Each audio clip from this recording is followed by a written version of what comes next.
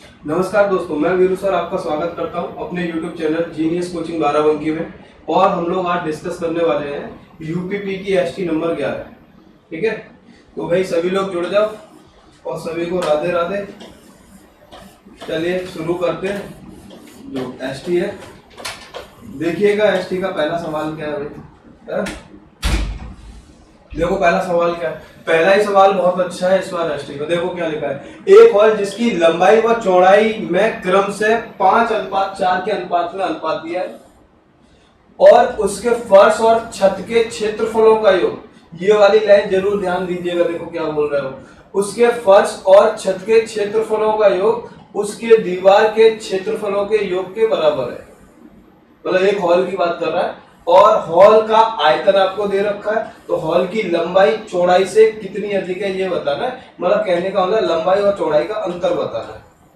ठीक है, परंतु ये पता है कि इनका अंतर यहां देखोगे तो एक का अंतर चल रहा है। कुल मिलाकर एक की वैल्यू आपको निकालनी है। तो पहले तो इस सवाल को समझ लो। हॉल का मतलब क्या है, तो वो जनरली घनाभ के आकार का होता है। तो पहले घनाभ बना लेते हैं। ठीक है, घनाभ बना लो। घनाभ कुछ ऐसे बना होता है। ठीक है, ऐसे हो। अब देखो इसके बारे में कुछ बातें आप सुनो तब सवाल सॉल्व करेंगे। पहली बात तो यह है कि आकृतियां हमारे पास कई तरीके की होती हैं। एक आकृति जिनको हम बोलते हैं प्रिज्म। प्रिज्म की एक खासियत होती है कि उसका टॉप वाला हिस्सा और बॉटम वाले हिस्से दोनों सेम होते हैं। दोनों कैसे होते हैं? सेम। ये बात हमेशा ध्यान रखो। प्रिज्म की कोई भी आकृति बनी होगी तो उसका टॉप और बॉटम हमेशा सेम होगा। जैसे अब मैं दूसरे कलर से आपको इसको समझाता हूँ, समझना। जैसे अगर आप इसका ये टॉप बॉटम वाला हिस्सा लेते हो, ये वाला हिस्सा और ऊपर ये वाला हिस्सा, ये दोनों हिस्से एक जैसे होंगे। मतलब ये दोनों हिस्से सेम होंगे। ये दोनों ही हिस्से सेम होंगे। कोई भी हिस्सा आप ले लो, दोनों ही हिस्से सेम है। अगर इसको ले रहे तो इसका भी एरिया या इसका एरिया, दोनों का एरिया सेम। ठीक है, अब बचता है तुम्हारे पास ये हिस्सा, ये जो इधर वाला हिस्सा। इसको आप बोलोगे कि ये इसकी चारों दीवारों का क्षेत्रफल होगा। अब मेरे को देखना कैसे इस सवाल को, तो पहले समझ लेते हैं। अब मैं इसको थोड़ा सा बड़ा करके आपको बताता हूँ और इसको देखिएगा। देखो इधर पहली बात तो ये उसकी लंबाई और चौड़ाई का अनुपात दिया था तुम्हें। लंबाई और चौड़ाई का अनुपात दिया था और लंबाई और चौड़ाई का अनुपात कितना दिया था, तो 5:4 दिया था।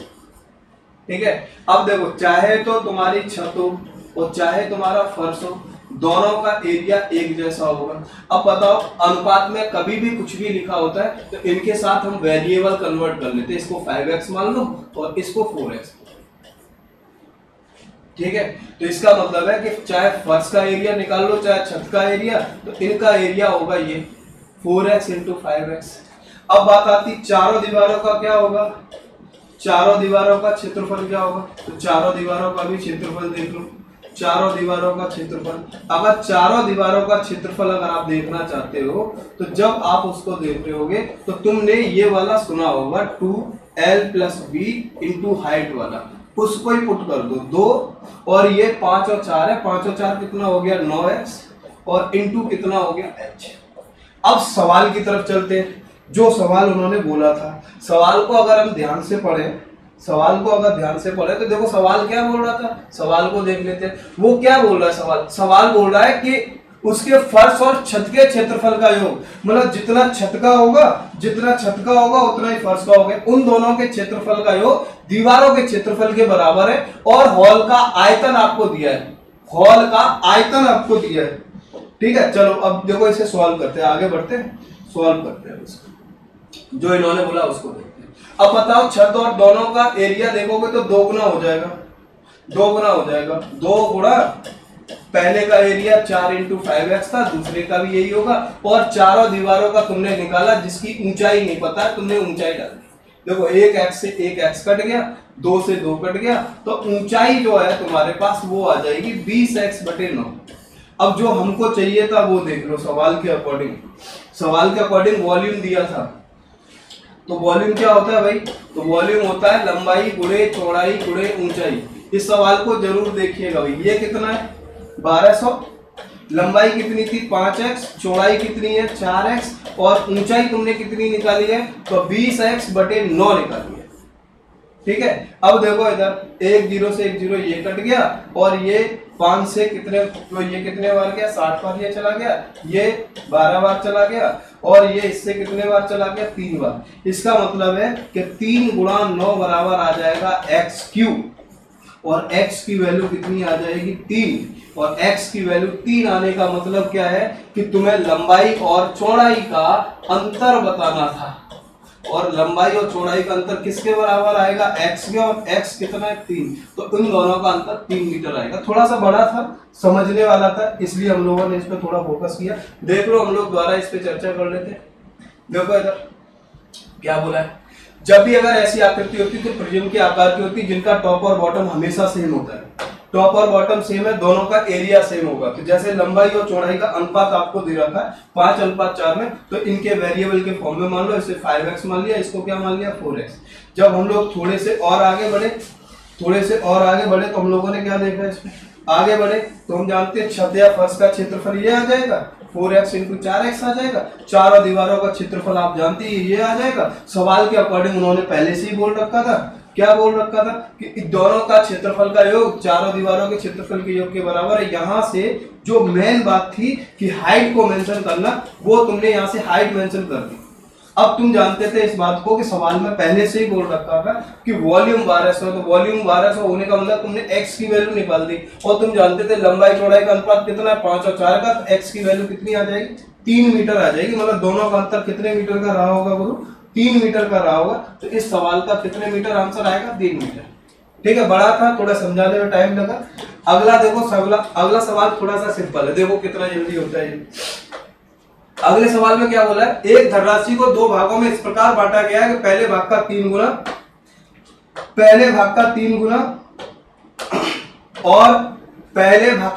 गुना और दूसरे भाग के 10 गुने के साथ जोड़ने पर वो संपूर्ण का 7 गुने के बराबर हो जाता है। कहने का मतलब क्या है, मान लो तुम्हारे पास 2 हिस्से हैं, एक हिस्सा A मान लो और दूसरा हिस्सा B मान लो।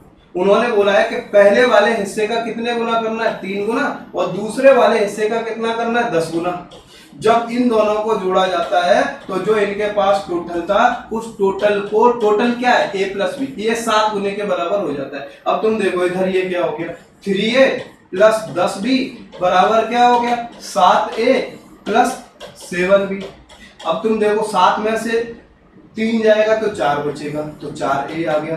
10 में से 7 जाएगा तो 3 बचेगा, मतलब 3a बराबर 4b है। और ये आपको ये पता होता है कि दो लोग अगर इस तरह के रेशियो में लिखे होते हैं तो a और b का अनुपात क्या होगा, a निकालना है तो a को दबा दो और b निकालना है तो b को दबा दो। तो इसका मतलब a और b किस रेशियो में लिखे गए होंगे, तो 3:4 में लिखे गए होंगे। ये इस सवाल का आंसर। ठीक है, अगला सवाल देखो, अगला सवाल क्या है। अगले सवाल में देखोगे ध्यान से तो तुम्हें 2-3 बातें पता होनी चाहिए। एक तो मैं तुम्हें यहाँ एक आइडेंटिटी बता देता हूँ, बाकी के अलावा भी हम कुछ और बातें देख लेंगे कि अगर कभी ऐसा होता है कि a² - b² है तो तुम जानते भी हो इस बात को कि उसको एक बार जोड़ सकते हो और एक बार क्या कर सकते हैं घटा सकते हैं, ये पता होता है। अब तुम्हें 2 अगली बातें क्या पता होनी चाहिए वो भी देख लो। तो पहली बात जो पेपर में एक बार ऑलरेडी मतलब पूछी जा चुकी है कि अगर ऐसी सिचुएशंस कभी बनती हैं कि a + b का होल स्क्वायर लिखा हो, फिर साथ में a - b के होल स्क्वायर लिखा हो और नीचे लिखा हो a² + b², अगर ऐसे डेटा कभी भी आ जाते हैं तो इस सवाल का आंसर हमेशा 2 होता है, चाहे वो किसी भी फॉर्मेशन में लिखा हो, बस डेटा आप पहचान लेना। अगर a + b का होल स्क्वायर बन रहा है, a - b का होल स्क्वायर बन रहा है, बीच में प्लस है, तो फिर इस केस का आंसर कितना चल रहा होता है 2 चल रहा होता है। इसके अलावा एक बात और देख लो इसमें, जब ये डेटा देख रहे तो एक और देख लो, इसी डेटा को ऐसे भी कन्वर्ट कर देता है कि a + b का whole square minus a - b का होल स्क्वायर। अब ये माइनस करेगा तो नीचे इंटू डालता है और इंटू डालेगा तो इस वाले केस का आंसर हमेशा 4 आता है। अब पहले हम लोग अपने सवाल की तरफ चल लेते हैं। ठीक है भाई, अब सवाल क्या था अपना, सवाल ये कुछ लिखा हुआ है, इस वाले सवाल को यहीं सॉल्व कर लेते हैं। पहले तो देखो ये a² लिखा है, ये b² लिखा है, ऐसा करो एक बार जोड़ दो। जब इनको जोड़ोगे 3.39 में 2.61 जोड़ो, और 3.39 में 2.61 घटा दो, अपॉन कितना लिखा है 0.78 लिखा है, माइनस, अब ये देखो ये कितने गुना है, तो ये इसका 2 गुना है। अब देखो इसमें से घटाओगे तो 0.780 बचता है, तो ये वाला हिस्सा कट जाएगा, ये कितना बचा 3 और 2 5 और 1 6 हो गया, 6 में से 2 जाएगा, तो इस सवाल का आंसर कितना आएगा 4 इस सवाल का आंसर रहा होगा। बट साथ में ये 2 आइडेंटिटी आप जरूर दिमाग में रखिएगा, पहले पेपर में 1 बार 2 बार ये पूछी जा चुकी है, तो दोनों आइडेंटिटी आप दिमाग में रखिएगा। और भी है, जैसे कहीं मिलेंगे तो हम लोग जरूर उस पर चर्चा करेंगे। अब ये भी देख लो, चौथा सवाल सिंपल है आपका। चौथे सवाल में क्या करना है आपको, देखो पहली बात तो ये मैंने बताया भी है आपको कई बार कि संख्याओं का अनुपात दिया है और उनका एलसीएम दिया है, तो ये आपको पता रहना चाहिए कि एलसीएम जब भी लिखना होता है तो वो एचसीएफ और को प्राइम नंबर का मल्टीप्लिकेशन होता है, ठीक है, को प्राइम नंबर का गुणनफल होता है।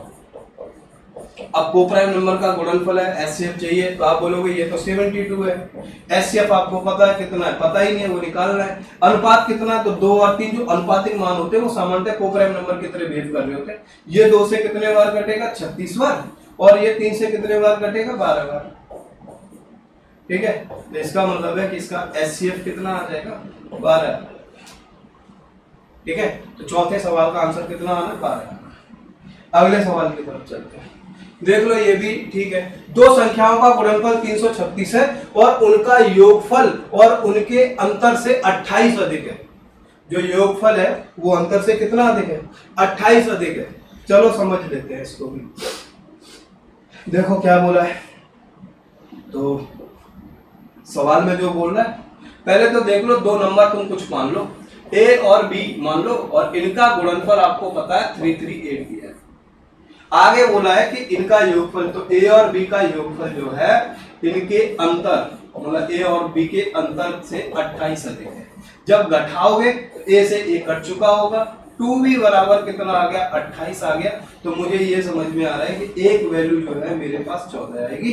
अब तुम एक पता है दूसरी निकालनी है तो निकाल सकते हो, पर मेरा मानना ये है कि जब पता ही चल गया है कि एक वैल्यू 14 है तो इसका मतलब बी ऑप्शन होने के चांसेस 100% है, बी इस सवाल का आंसर आएगा। बट अगर आपको लगता है कि निकालना ही है तो इसमें 14 का आप भाग दे दो। जैसे ही आप 14 का भाग दो तो 14 दूनी 28 और ये ठीक है कितना 336 है, सॉरी 36 था यार, तो ये 24 बार जाएगा, ठीक है। तो आंसर कितना आ रहा होगा 24 और 14 इस सवाल का आंसर है। अगला देख लो क्या लिखा है, ये सिंपल है, ये तो तुम बना ही सकते थे, कैलकुलेशन इतनी है नहीं। इतने वाले हिस्से को पहले सॉल्व करोगे तो 35 आ जाएगा, ये कितना हो गया 21 और इधर कितना हो गया 30, ये ब्रैकेट वाला एक हिस्सा ये इधर है, इधर कितना हो गया 36, 36 बटे कितना आ जाएगा 35 आ जाएगा, ये कितना हो गया, तो ये सब जोड़ जाड़ के एलसीएम आ रहा है कितना 35, ये आ गया 51, 51 में 36 जोड़ दो तो 51 और 36 अगर आप जोड़ोगे तो 87 बनेगा, और जब इसका भाग आप दे रहे होगे तो 2 सही 17 बटे 35 इस सवाल का आंसर है, ठीक है। तो इस सवाल का आंसर कितना है 2 सही 17 बटे 35। चलो भाई 7 नंबर सवाल पे पहुंच गए। देखो ये छोटा है, पर अगर आप करना चाहो तो मैंने कई सारे तरीके से आपको बताया है, बट अगर आप करो तो ठीक है, या तो फिर यहीं से सॉल्व कर लो। अगर लास्ट से सॉल्व करते हैं इसको तो ये वाला हिस्सा क्या है, ऐसा करो, ऐसे ना सॉल्व करो, चलो ऐसे ही कर लो। इसको देखोगे तो कितना हो गया, ये 10 बटे 3 हो गया, और यहाँ से सीरीज क्या बनेगी 1/1 प्लस 2, इसको उल्टा कर दोगे तो 3 बटे 10 आ जाएगा। अब इस वाले हिस्से को सॉल्व कर लो, 10 दूनी 20 और 3 कितना हो गया 23 बटे कितना हो गया 10। आगे लिखे होगे तो इसको उल्टा कर दो, 10 बटे कितना आ जाएगा 23 आ जाएगा। अब सबसे अच्छी बात तो ये है कि जब इसको सॉल्व कर रहे होंगे तो नीचे 23 चाहिए। अब यहाँ से सॉल्व करो या ना करो तो ये ऑप्शन एक ये हट गया, ऑप्शन को जरूर एलिमिनेट करना सीख लो, ये भी हट गया, चूंकि सब नीचे 23 ही लिखे, एक ही ऑप्शन है आपके पास, और यहाँ से सॉल्व भी करते तब भी वही आता 33 बटे कितना आएगा 23। और भी तरीके हैं, हम लोग उससे भी सॉल्व कर लेते हैं ऐसे, मतलब शेषफल प्रमेय से देख रहे होते हैं, लंबी भिन्न बोलते हैं इसे। आगे देख लो, ये बात भी समझ लो। अच्छा अब आप यहाँ से 2-3 बातें समझ लो, जब ये सवाल आया तो 1-2 बातें अपने काम की होती है। देखो क्या क्या काम की, अगर ऐसा होता है, मैं 2-3 बातें आपको यहाँ क्लियर कर देता। मान लो ये कोणों का अनुपात दिया, किसी भी त्रिभुज के कोणों का अनुपात दिया, और ऐसा हो जाए कि दो छोटे छोटे कोणों का योग अगर तीसरे के बराबर हो जाए तो वो हमेशा 90 डिग्री बनाता है। कितने डिग्री बनाता है भाई? 90 डिग्री बनाता है। और 90 डिग्री आ जाएगा तो इसका मतलब है कि हमारे पास कौन सा त्रिभुज होगा? तो समकोण त्रिभुज बनता होगा। ठीक है, ये बात हमेशा ध्यान रखना, बहुत काम की होती है। ठीक है, कि अगर जैसे मैं भाई एग्जांपल के तौर पे देख लूं, तो जैसे मैंने लिखा 2:3:5 लिखा है, और आप जानते हो कि 2 और 3 को जोड़ के अगर 5 के बराबर आ रहा है, तो इसका मतलब है कि 2 और 3 मतलब इन दोनों का योग या इस बड़े वाले ये 90 डिग्री के ही बराबर होगा। तो इसका मतलब है ये कौन से त्रिभुज की तरफ इशारा करता है भाई? समकोण त्रिभुज की तरफ इशारा करेगा। बट अपने पास क्या है? तो अपने पास तो 2 एंगल बराबर है, और तुम इस बात को जानते हो कि त्रिभुज जब देख रहे होते हैं हम लोग, तो त्रिभुज में जितने कोण बराबर होते हैं उसकी उतनी भुजाएं भी बराबर होती है। तो ये देखो कोणों के 2 अनुपात बराबर है, और 2 अनुपात बराबर है तो इसका मतलब 2 भुजाएं बराबर होंगी, और 2 भुजाएं बराबर होंगी तो इसका मतलब संभव हो नहीं सकता। संभव में तो सारी भुजाएं बराबर होती हैं। समकोण की मैंने तुम्हें कंडीशन बता दी, अधिक कोण की कंडीशन हो नहीं सकती। तो इसका मतलब कौन सा त्रिभुज रहा होगा? समद्विबाहु रहा होगा। अब एक और बात आप यहां से समझ लो, वो भी तुम्हारे काम की रहेगी फिर, है ना? देखो क्या है, अब देखो इधर एक बात और पूछा करता है कि जैसे 3 कोणों का अनुपात ए, बी और सी लिखा है, और ऐसा कभी हो जाए कि इनके बीच के अनुपात में डिफरेंस सेम हो जाए, मतलब कहने का मतलब है कि इनके बीच का अनुपात का अंतर अगर सेम चल रहा हो, तो मजेदार बात ये रहती है हमारे साथ कि उनका जो मध्य कोण होता है त्रिभुज में, बीच वाला कोण, वो हमेशा हमेशा उस केस में 60 डिग्री ही आएगा, हम चाहे जितनी मेहनत कर रहे हैं। जैसे एक इस पे बहुत ठीक एग्जांपल है, मैंने बोला कि 12, 13 और 14 डिग्री ये लिखे, और ये अनुपात लिखे। किसी भी त्रिभुज के कोणों का मैंने क्या लिख दिया? अनुपात लिख दिया। अगर ये त्रिभुज के कोणों का अनुपात दिया है, तो इसका मतलब है तुम देखो पहले कि इनका अंतर कितने का है। भाई साहब यहाँ पे अंतर 1 का है, यहाँ भी अंतर कितने का है? 1 का है। तो इसका मतलब है कि तुम चाहे कुछ भी करो, अब बीच वाला कोण मतलब 13 वाला जो मान है वो हमेशा हमेशा कितने डिग्री के बराबर आएगा? 60 डिग्री के बराबर आएगा। तो इसको ध्यान रखिएगा, ये भी थोड़े से काम का रहता है। तो हम लोगों ने 3 बातें देखी इसमें, एक तो समकोण देख लिया, वो समद्विबाहु आप समझ ही गए। चलिएगा देखो, किसी बस टर्मिनल में बसें 10 मिनट के अंतराल पे निकलती है, 20 किलोमीटर पर घंटे की चाल से चल रही है। विपरीत दिशा से एक बस टर्मिनल की ओर एक व्यक्ति आ रहा है, तो उसकी चाल क्या होगी अगर उसे 8 मिनट के अंतराल पे बसें मिलती हैं? तो मैं इसके आंसर अभी बता देता हूं, तो देखिएगा, समझना पहले इसको। आप ऐसा करो कि व्यक्ति की, पर्सन की और बस की, इन दोनों के टाइम का रेशियो देखो। अब बताओ, उसे 8 मिनट के अंतराल पे चल रही है, तो वो 8 मिनट में उतनी दूरी कवर करके आएगा। बस जो होती है वो टाइम इंटरवल पे काम करती है, तो इसका मतलब वो उतनी दूरी 2 मिनट में तय करेगा। ये बस ध्यान रखो, मतलब पर्सन 8 मिनट के अंतराल पे बस मिल रही, तो आदमी 8 मिनट में ही दूरी तय करेगा, पर बस जो होती है वो टाइम इंटरवल पे काम करती है, तो वो 2 मिनट में दूरी तय करेगी।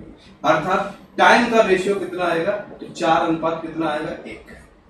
मतलब आदमी 4 ले रहा होगा तो बस 1 ले रही होगी, मतलब इस रेशियो में टाइम चलेगा। तो 4 किस रेशियो में चलेगी?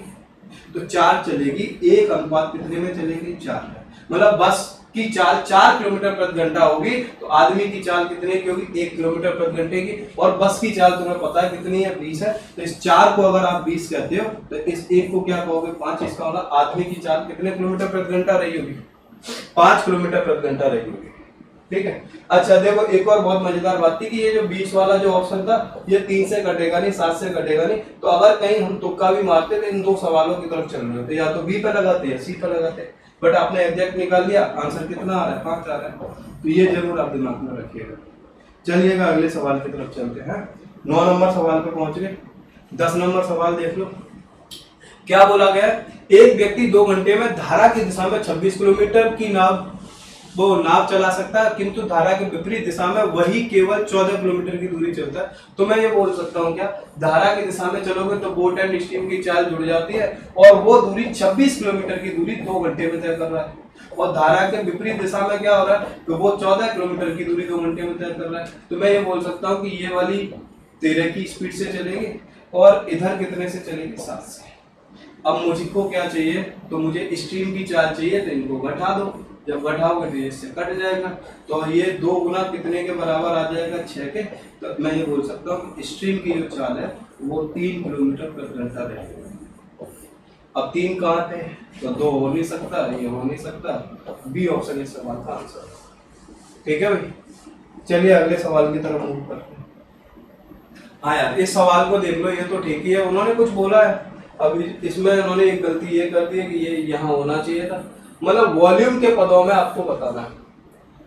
और एक विमा दे रखी है एबीसी, जो घनाभ के आयतन को बी दिखाते हैं और संपूर्ण पृष्ठ को एस दिखाते हैं। तो तुम ये एक बात जानते हो कि अगर वॉल्यूम है एबीसी भुजाएं तो वॉल्यूम होगा एबीसी, और आपका संपूर्ण पृष्ठ क्या होता है, तो ये आएगा 2ab प्लस बीसी प्लस क्या हो जाएगा सी। आप ऐसा करो, जो इक्वेशंस उनको दे रखी है बस उसको आप सॉल्व कर दो, इसको पुट कर दो, आंसर कुछ आ जाएगा। तो 4/s लिखा है, इसको देखो एलसीएम लोगे तो ये आ जाएगा ए बी और सी, ऊपर आएगा A B plus B C plus C. ठीक है, अब ये इतना आ गया। आप ऐसा करो, 4 को 2 गुणा 2 ऐसे लिख दो, और इसको A B plus B C plus C A की फॉर्म में लिख दो, और नीचे क्या लिखा है एस, और तुम जानते हो ए बी सी तुम्हारा वॉल्यूम है। ठीक है, इतना हिस्सा तुम्हारा क्या होता है, तो इतना हिस्सा तुम्हारा एस है, एस से एस कट जाएगा, तो इसका मतलब ये आंसर वॉल्यूम की फॉर्म में आ रहा होगा 2/v। तो ये तुम्हारा कौन सा ऑप्शन है, बी ऑप्शन इस सवाल का आंसर है। देख लेना है, ठीक है, टाइम टेकिंग नहीं है, बट आप दिमाग लगाओ तो बन जाता है। अच्छा ये देख लो, यदि एक वर्ग के विकर्ण की लंबाई 20 सेंटीमीटर है तो उसका परिमाप ज्ञात करो। अब इधर देखो, ये भी समझने वाला है। पहली बात तो यह है कि अगर आप वर्ग बनाते भी हो तो उसके अंदर बनने वाला जो त्रिभुज होता है वो जनरली समकोण समद्विबाहु त्रिभुज होता है। समकोण भी होता है और साथ में कैसा होता है, समद्विबाहु। इसका हमको क्या फायदा मिलता है, हमको फायदा यह मिलता है कि अगर त्रिभुज की 2 भुजाएं बराबर है तो उसके 2 कोण भी बराबर होंगे, और 2 कोण बराबर होंगे, समकोण है तो इसका मतलब ये दोनों एंगल 90 का है, तो ये दोनों 45 के बचेंगे। अब इसका फायदा देखो, फायदा क्या है, फायदा ये है आपको क्या भुजाएं बराबर है, ये भुजा अगर 1 सेंटीमीटर है, ये भुजा 1 सेंटीमीटर है, तो 90 वाली भुजा √2 सेंटीमीटर होती है। तो ये नहीं पता है तो आप जरूर दिमाग में रखो, अपने पास एंगल रेशियो कुछ होते हैं जिनको हम लोग यूज कर लेते हैं जरूरत पड़ने पे। 45 90 लिखा है, तो ये 1:1:2 में चलता है, √2 इस तरह मैनेज कर। अब देखो उसने विकर्ण दिया है, विकर्ण का मतलब ये वाला हिस्सा दिया है, इसका मतलब है इस √2 की वैल्यू 20 के बराबर है, तो 1 का मान आएगा 10√2, मतलब जो ए मतलब 1 का मान मतलब ये वाली वैल्यू 10√2 आएगी, ये वाली वैल्यू भी 10√2 होगी, ये वाली वैल्यू भी 10√2 होगी, ये वाली वैल्यू भी 10√2 होगी। अब जोड़ दो इनको, परिमाप पूछा है, आंसर क्या आएगा 40√2 सेंटीमीटर। यहाँ से समझने वाली बात यही है, देखे रहना, ये रेशियो आप दिमाग में रखना, बहुत सारी जगह यूज कर लेते हैं इस पर, तो 40√2 इस सवाल का आंसर होगा। अगला देख लो क्या है, ए किसी कार्य को 40 दिन में करता है, बी किसी कार्य को 20 दिन में करता है, कार्य ए के द्वारा प्रारंभ किया गया हो, तो इनको हम लोग प्रोसेस के सवाल बोलते हैं। प्रोसेस का मतलब बारी बारी से जो कर रहे होते हैं, तो प्रोसेस के हिसाब से सवाल बोले जाते हैं। शायद आपने एक सवाल कभी पढ़ा हो बंदर वाला, चढ़ने और उतरने वाला, उसी तरह का ये सवाल रह रहा होता है, उसको भी समझ लेते हैं। देखो क्या बोल रहा है, ए किसी कार्य को कितने दिन में कर रहा है, तो ए कर रहा है 40 दिन में, और बी कर रहा है कितने दिन में, 20 दिन में। एलसीएम ले लो, कितना आ जाएगा 40, मतलब काम हमको 40 ही करना है। इसकी कैपेसिटी 1 होगी, इसकी कैपेसिटी कितनी होगी 2। ऐसा करो, पहले दिन कौन कर रहा है, एक काम करेगा, दूसरे दिन कौन कर रहा है, बी कर रहा है, काम कितना हो रहा है 2। तो मैं ये बोल सकता हूँ कि ए और बी का 2 दिन का काम जो है, ए और बी के 2 दिन का काम कितना है, 3 का। ठीक है, आप ऐसे करो कि इसमें ये देख लो 3 के 40 काम में कितनी ऐसी प्रोसेस होंगी, तो 13 बार भाग जाएगा, 13 तिया 39 हो गया। इसका मतलब एक काम तुम्हारे पास बच जाएगा। एक काम बचने का मतलब क्या हो गया कि तुम 13 बार ऐसी प्रोसेस होगी तो 26 दिन तुम्हारे इधर हो गए, और 13 का इधर गुणा कराओगे, 39 काम इधर हो गया। इसका मतलब है कि तुमने 26 दिन में प्रोसेस के हिसाब से 39 काम कर दिया। तो 39 काम जो तुमने किया तो 26 दिन तुम्हें इधर लग चुके हैं। काम कितना बचा है? ए। जब हम लोग ऐसे बना लेते हैं ना प्रोसेस, तो स्टार्टिंग वहीं से करते हैं जहां से वो चलना स्टार्ट करता है। तो ए ने स्टार्ट किया, एक काम करता है, एक ही काम बचा है, तो मतलब 26 इधर और एक दिन इधर आएगा। कुल मिला के दिन बनेंगे कितने? 27। तो इस सवाल का आंसर कितना होगा? 27। ठीक है, अगला देख लो क्या है। एक बस 72 किलोमीटर प्रति घंटे की चाल से यात्रा को 15 घंटे पूरा कर सकते हो। उसी यात्रा को 12 घंटे पूरा करना हो तो तुम जब भी चाल समय 2 बार दे रखा है तो टाइम रेशियो ही इस सवाल में लिखो। पहले 15 घंटे में तय करनी थी, बाद में 12 घंटे में कर रहे थे। इसका मतलब चाल किस रेशियो में चली होगी? तो ये चली होगी 5:4 में। अच्छा, ये बोला है कि कितनी चाल बढ़ानी पड़ेगी। बढ़ाने वाला टाइम पूछा है, बढ़ाने वाली चाल पूछी है, तो तुम चाल का अनुपात निकाल लो। चाल का अनुपात उल्टा हो जाएगा, 4 अनुपात कितना हो जाएगा? 5। अब देखो अंतर कितने का है। इसका मतलब अपने हिसाब से अनुपात के हिसाब से 1 बढ़ाना है। अगर 4 को तुम 72 कहते हो तो 1 को कितना कहोगे? 18, और 1 ही हमको बढ़ाना है। इसका मतलब आंसर कितना आ रहा होगा? 18 है। एक बात और समझने वाली थी, मैं ये जानता हूं कि चाल 72 किलोमीटर प्रति घंटा है, तो 72 19 से तो कटेगा नहीं, 17 से नहीं कटेगा, ठीक है, और मुझे लगता है कि 16 से भी नहीं कटेगा, ठीक है। तो जनरली आंसर तब भी इसी की तरफ मूव करते। तो कभी अगर आप ऑप्शन एलिमिनेट करना चाहो, अगर वहां तक आप सोच पा रहे तो आप जल्दी सोच के थोड़ा सा आगे बढ़ सकते हैं। देख लो इधर क्या है। एक फल विक्रेता ने कुछ आम खरीदे जिसमें से 10% खराब हो गए। अब जब परसेंटेज की बात होती है तो जनरली हम लोग इस केस में टोटल वैल्यू 100 मानते हैं। तुमने 10% खराब कर दिए, इसका मतलब 90 बचे, और 46 से 2/3% बेच दिए। 46 से 2/3% का मतलब क्या है? अगर इसको आप देखोगे तो 3 इधर आ गया, 36 18 और 12 और 1 कितना हो गया? 13, ये 2, मतलब ये 140/300%, मतलब 140/300 बनेगा। तो आप ऐसा करो, 140/300 इसका निकालोगे तो कितना आ जाएगा? तो ये आ जाएगा 42 आ जाएगा, 42 है। मतलब 90 तुम्हारे पास बचे थे, उसमें से 42 तुमने बेच दिए, तो ये कितना बचा? 8। यहाँ पे 8 है तो ये कितना आ जाएगा तुम्हारा? ये 4, तो ये 48 बचे। और इस 48 को उसने बोल रखा है कितना? 192। तो मैं ये बोल सकता हूँ कि 1 की वैल्यू 4 के बराबर है। शुरू में तुम्हारे पास 100 थे, तो 100 का मतलब कितना हो जाएगा? 400 हो जाएगा। तो इस सवाल का आंसर कितना आएगा? 400 इस सवाल का आंसर है। ठीक है भाई, अगले सवाल की तरफ चलते हैं। देखो क्या ये बोला है, किसी धन राशि पर 5% की दर से 2 वर्ष का चक्रवृद्धि ब्याज 328 रुपए है। ठीक है, आपको बताना है वो राशि क्या है। इसको देखने के कई सारे तरीके होते हैं, पहले समझ लो। आप ऐसा भी कर सकते हो, 5% आप लिख दो। 5% कितना होता है? 1/20।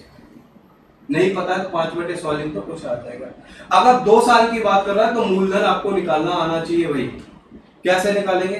तो जो नीचे वाला बेस होता है उसको 2 पावर पे डाल दो और 20 का स्क्वायर लिखोगे तो मूलधन बन जाएगा कितना? 400। 400 रुपए तुमने अपना मूलधन माना। और देखो 2 साल की सीआई रेशियो मेथड से मैं बता रहा हूं, तो ये 2:1 में लिख लो। पहले वाले के नीचे 1 लिखते, दूसरे वाले के नीचे 20 लिखते। अब देखो ये कितना हो गया? 40 हो गया, इधर 1 हो गया। इसका मतलब पता है तुमने क्या निकाला? तुमने ये निकाला अगर तुम्हारे पास 400 रुपए होते तो तुम्हें 41 रुपए ब्याज के मिलते, और ये 41 कितने के बराबर है? तो 328 के बराबर है। और इसका मतलब 1 की वैल्यू कितने के बराबर? 8 के बराबर। तुमने माना कितना था? 400, तो इसका मतलब 400 की वैल्यू होगी 8 चौक 32। मतलब इस सवाल का होगा कितना आंसर? 3200 इस सवाल का आंसर। ठीक है भाई, इस सवाल का आंसर कितना होगा? 3200 होगा।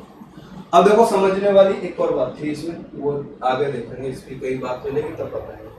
अभी देखो इधर क्या लिखा है, यदि 16 व्यक्तियों की कुल मासिक आय इतनी इतनी है और एक उसमें से एक की आय औसत आयु का कितना है, मतलब औसत आय का 120% है। अब औसत का निकालना है तो पहले ऐसा कर लो ना, 80800 को 16 लोगों में बांट दो और इसका 120% निकाल दो। और जब तुम ऐसे निकाल रहे होगे, काटोगे पीटोगे तो 8 से काटोगे तो ये 404 हो गया। ये कितने बार गया? 2 बार गया। ये 2 से ऐसा कुछ रहा होगा, देखो, हाँ लिखा दो कुछ ऐसा ही 0। ये आना था इस सवाल का आंसर। 6060 आएगा, काट पीट कर लेना, आ जाएगा 808। ठीक है, 16 है और ये 8 से कट गया, 2 0 हट गए, मैंने गलत काट दिया, गलत होगा। देखो 2 0 से 2 0 कैंसिल कर लो, 8 से काटोगे तो ये 101 आ जाएगा, ये 2 हो गया, ये से 60 बार गया। जैसी कैलकुलेशन करोगे तो ये आना है, ये होगा बी ऑप्शन इस सवाल का आंसर। 18 नंबर देख लो। 18 नंबर देखो क्या बोला है। 4 वाले ABCD मिलकर एक चारगाह किराए पे लेते हैं। ए अपनी 18 गाय 4 महीने के लिए चराई के लिए रखता है, वो 25 गाय 2 महीने के लिए और 28 गाय 5 महीने के लिए, और ये 21 गाय कितने महीने के लिए है? 3 महीने के लिए। पहली बात तो यह है कि ये पार्टनरशिप जैसा सवाल होता है, तो तुम जानते हो कि जो तुम्हारा प्रॉफिट होता है वो कैपिटल इंटू टाइम होता है। कैपिटल के तौर पे तुम्हारी यहाँ पे गाय रही होंगी और टाइम के तौर पे इनका जो टाइम टेबल है 4 महीना 5 महीना वो लिख लो।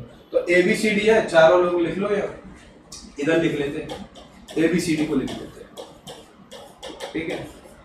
अब पहला लिखा है तुमने 8 18 4 महीने के लिए, दूसरा लिखा है 25 2 महीने के लिए, 28 5 महीने के लिए और 21 तुम्हारे कितने महीने के लिए? अब देखोगे तो 18 चौक 72 हो गया, ये देखोगे तो 25 दूनी 50 हो गया और ये 140 हो गया, ये 63 हो गया। अब इनका टोटल कर लो, टोटल कर रहे होगे तो कितना आएगा? 3 और 2 5 हो गया, ठीक है। इधर कितना आया? 6 4 10, 10 और 5 15, 15 और 7 कितना हो गया? 22। अब कितना आया? 2 2 और 1 3, ये आया 325। इस 72 की वैल्यू आपको दे रखी 36। इसका मतलब है अगर 72 3600 के बराबर है तो मैं ये बोल सकता हूं कि 1 की वैल्यू कितनी आएगी? 50 आएगी। तो 3 to 5 की वैल्यू कितनी आएगी?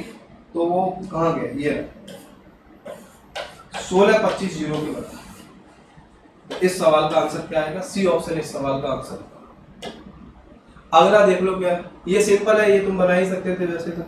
अगला क्या लिखा है? ए और बी एक टंकी को 20 और 30 घंटे में भर सकते हैं। पाइप सी 40 घंटे में खाली कर सकता है। तीनों को खोलना है। ये बहुत बार आपने पढ़ा भी होगा, सिंपल सवाल है। ABC लिख दो। तुम जानते हो कि जो टंकी को भरने वाले होते हैं उनको पॉजिटिव मानते हैं और टंकी के खाली करने वाले को नेगेटिव मानते हैं। पहला पाइप कितना है? 20 घंटे में भर सकता है। दूसरा पाइप क्या कर रहा है? 30 घंटे में भर सकता है। तीसरा पाइप क्या कर रहा है? 40 घंटे में खाली कर सकता है। तीनों का एलसीएम ले लेते हैं जिससे कि हमें टोटल उसकी कैपेसिटी पता चल जाती है, मतलब टोटल काम पता चल जाता है। तो 20 30 और 40 का एलसीएम आ जाएगा 120। ये 6 काम करेगा, ये 4 काम करेगा, पर ये 3 काम बिगाड़ देगा, मतलब निकाल देगा। तीनों को जब मिलाओगे तो तीनों जब कहीं मिल भी रहे होंगे तो कितना हो गया? पहली बात तो ये 6 4 10, 10 में से 3 गया तो 7 है। ठीक है भाई। अब देखो सबसे अच्छी बात क्या है? पहली बात तो ये कि नीचे बेस 7 बना हुआ है, तो यहाँ पे बेस 7 बना है, तो इसका मतलब बी और डी तो तुम हटा ही दो। तुक्का भी मारोगे तो ए और सी पे जाना चाहिए। कितना है? 120 है। 120 को 7 से काटोगे तो 17 से ही 1/7 घंटे आ जाएगा। 17 से ही 1/7 घंटे। इसका मतलब इस सवाल का आंसर क्या रहा होगा? सी इस सवाल का आंसर रहा होगा। 20 नंबर सवाल देख लो भाई। अच्छा भाई, अब देखो ये डीआई के सवाल है। डीआई वाले में देख रहे हो ये वाला हिस्सा जो इस तरह का रंग के जो दिखाया गया है वो मांग को शो कर आ रहा है, और जो खाली बॉक्स है वो तुम्हारे उत्पादन को दिखा रहा है। ठीक है। अब उन्होंने जो पूछा है मांग का समय के औसत और समय के औसत, मतलब यहाँ उत्पादन है, उत्पादन का और उसके अंतर बताना है औसत का। मैं चाहता हूं कि इस सवाल को आप ऐसे बनाओ कि एक तरफ तुम लिखो मांग, इधर मैं थोड़ा सा इसे हटा देता हूं, तो इधर आप एक तरफ लिखो मांग और एक तरफ लिखो उत्पादन। ठीक है, दोनों चीजें आप लिख लो। अब तुम्हें औसत किसका बताना है? तुमको मांग में से उत्पादन घटाना है, चाहे वो प्लस में बचे चाहे माइनस में, जैसा बचेगा वैसे लिखेंगे। आप जानते हो कि ये कितना है 3000, और इसमें से किसको बताना है, उत्पादन को 1500। ये ए का हिसाब किताब, ठीक है। बी का हिसाब किताब क्या है, तो बी का हिसाब है 600 माइनस के 1800, यहां पे प्लस का 1500 बचेगा, यहां पर माइनस का 1200 बचेगा। सी का हिसाब किताब देखो क्या है, सी को जब देख रहे हो 2400 माइनस 900, 2400 माइनस के 900, तो सी का जो बचेगा वो बचेगा 1500, प्लस में बचा है तो प्लस में ही लिखो। डी का देखो क्या बचेगा, तो डी जब देख रहे होंगे तो 1200 माइनस 2700, और 1200 माइनस 2700 करोगे तो इनका बचेगा कितना 1500, ठीक है। ई का देखो, ई का क्या बचेगा, तो ई का बचेगा 3300 माइनस 1500, अर्थात ये बचेगा 1800। अब सबके जो तुमने ये वाले हिस्से निकाले, ये मैं दूसरे कलर से कर देता हूं उनको, है ना भाई, ये वाले हिस्से आपको देखे जो हमने इनके अंतर, जो हमें तो अंतर का चाहिए ना, ये हिस्से आपको जोड़ते हैं। जब जोड़ोगे तो ये प्लस और माइनस वाला हिस्सा हट जाएगा, जब इसको जोड़ोगे तो ये प्लस का 300 बचा देगा, और इधर कितना है 1800, कुल मिला के 1800 एक जगह आएगा, 300 एक जगह आएगा, बचेगा कुल मिला के 2100। और टोटल कितने लोग थे, 1 2 3 4 5 का मतलब है आंसर आएगा 420, तो 420 ये इस सवाल का आंसर, ठीक है। तो जब भी अगर ऐसा है तो अलग अलग औसत आप ना निकालिएगा, अलग अलग औसत ना निकालिएगा, इसको ऐसे ही अंतर करके डायरेक्ट निकालिएगा तो टाइम बच जाएगा वो वाला हमारा। अगला देखो क्या है, ये बोला कंपनी डी का उत्पादन, कंपनी डी का उत्पादन कंपनी ए के उत्पादन से कितने गुना है। कंपनी डी का ए के साथ देखो, ऐसे लिखो, तो डी का उत्पादन कितना भाई साहब 1200, ए का उत्पादन कितना, ए का उत्पादन कितना है 3000, सही है ना। कंपनी डी का उत्पादन मतलब छोटा वाला हिस्सा, ये 1500, और इसका उत्पादन कितना है कंपनी डी का 2700, इसको हटा देते हैं। कंपनी डी का उत्पादन 2700, और कंपनी ए का उत्पादन कितना है 15, ठीक है। अब देखो 2 जीरो से 2 जीरो कट जाएंगे, ये 3 से 9 बार और ये 5 बार। पहली बात तो ये है कि ये तुम्हारी proper fraction, sorry improper fraction है, आंसर 1 से बड़ा आएगा तो ये 2 ऑप्शन हट गए, या तो ये आएगा ये आएगा। अब 5 का भाग देना मैंने बताया है आपको कि जो नंबर होता है उसको 2 गुना करके दशमलव लगा देते हैं, 9 का 2 गुना 18 मतलब 1.8 इस सवाल का आंसर आ रहा होगा।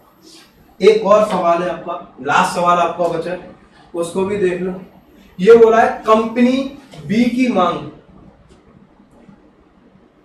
और कंपनी सी की मांग के कितने प्रतिशत है।